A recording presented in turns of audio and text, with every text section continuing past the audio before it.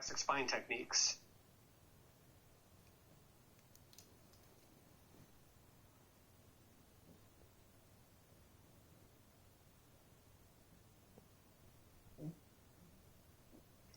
All right, now in Module 1, in a prone position, we did sweeps and fans through the parascapular musculature, the erector spinae. So we can start with a larger instrument, maybe GT1.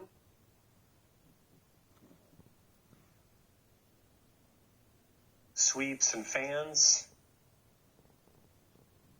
We're going to need to work around the scapula so we're not raking over the scapula. Be careful about the ribs, that you're not raking over ribs.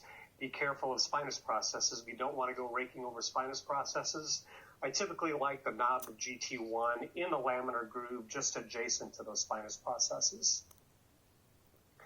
From here, we went to GT4, a convex instrument, sweeps and fans.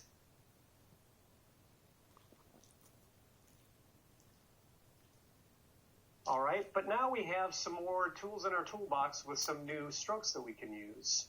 We could do some instrument-assisted skin rolling and C-bowing. Remember, this is where we learn these techniques. So I can take GT3, and again, instrument-assisted skin rolling.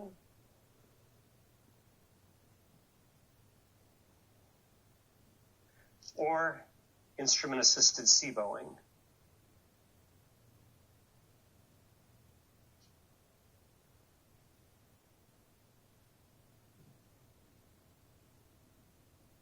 Terrific. Let's work around the scapula. Let me have you take your right hand to the small of your back. That will help wing the scapula. So in Module 1, we framed around the scapula with GT3.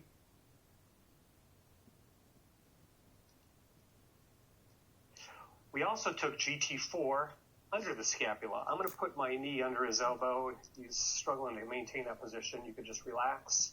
I'm going to take GT4 under the scapula. Does this look familiar? This is an interface rock, isn't it? And an interface scoop.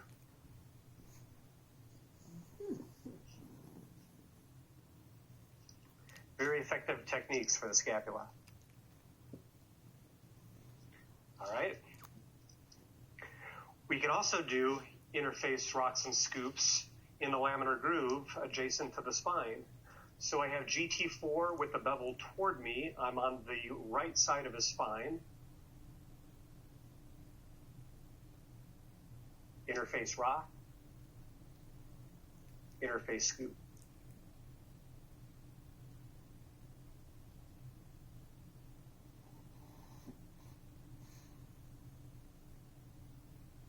We can do this on the other side. Interface rock,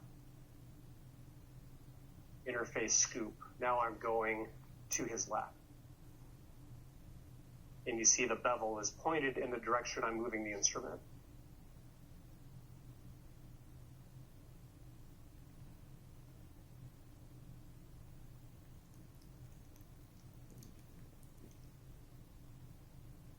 All right, now let's show some more dynamic techniques. Let's have you come up on your hands and knees.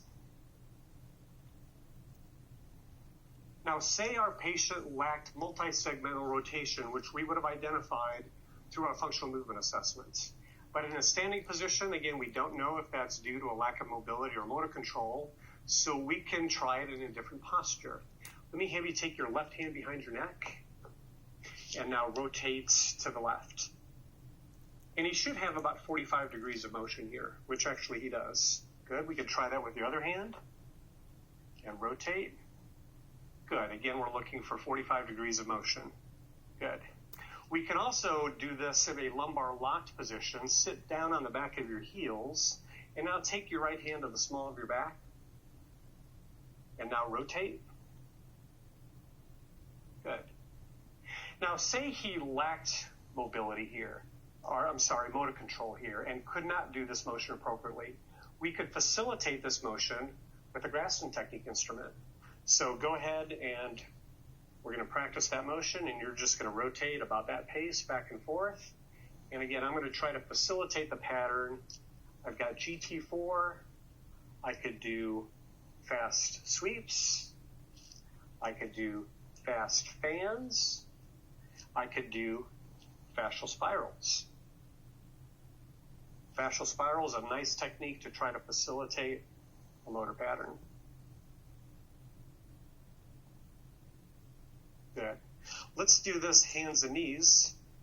Let's take your left hand behind your neck and let's rotate left this way. Good. And again, I can do fast sweeps, fast fans.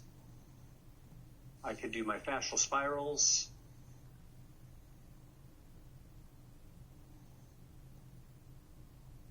Good. Again, we're trying to facilitate the motor pattern.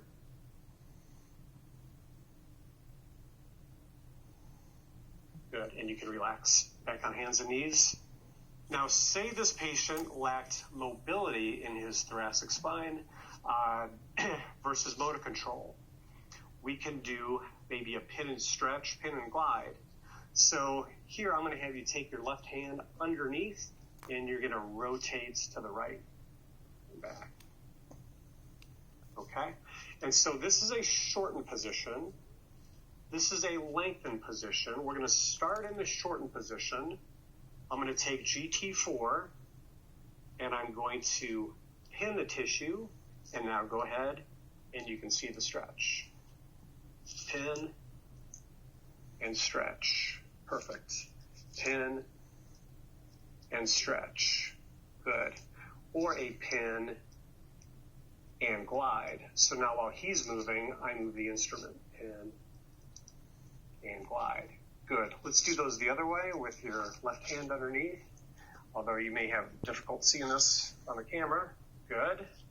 And now I'm going to take the instrument this way. Pin, go ahead, and stretch, or a pin and glide where the instrument moves. Good. All right. Remember, this patient he had a mixed mobility motor control deficit with his elbow curl test. So remember, the test becomes the treatment. So let's treat him with that motor pattern. So let's have you sit facing the windows here. I'm going to come behind you. And to review our elbow curl test, golfer's grip, knuckles against your temples, thumbs down, and then you're going to try to bring your elbows together. Good. Again, he lacks actually both mobility and motor control.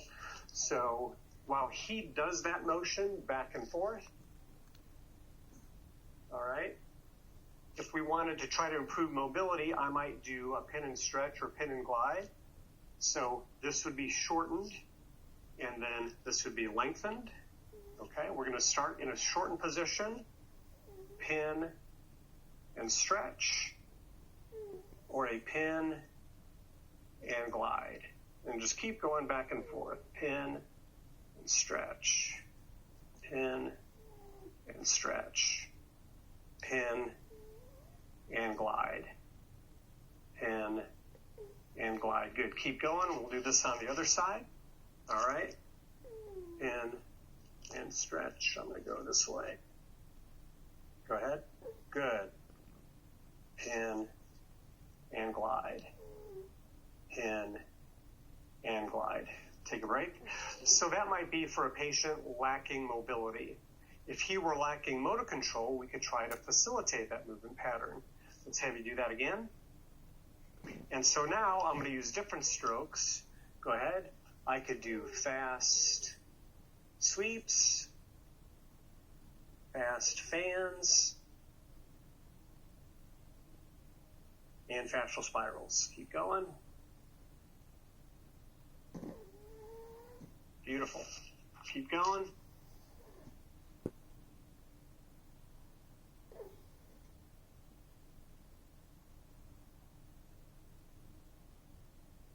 Good. And actually, let's have you spin around and face the camera. And actually go ahead and stand. And let's reassess that. So feet together, knuckles on your temples, thumbs down. Much better. Good. Let's also show a technique to improve thoracic rotation. Let me have you sitting on the edge of the table here facing the windows, but try to stay as close towards me as you can. Good. And now here what I'm going to have you do is you're going to take your left hand, elbow up, your eyes follow your hand. Okay, so just watch your hand the whole time. You're going to come down, flex, and rotate to the right, and then back up, and then back up. And the whole time your eyes are watching your hand. So you're going to flex and rotate. You could come down a little bit further. There you go, and then back up. Good, that's the movement pattern. And this is going to be a little different. Hold that position.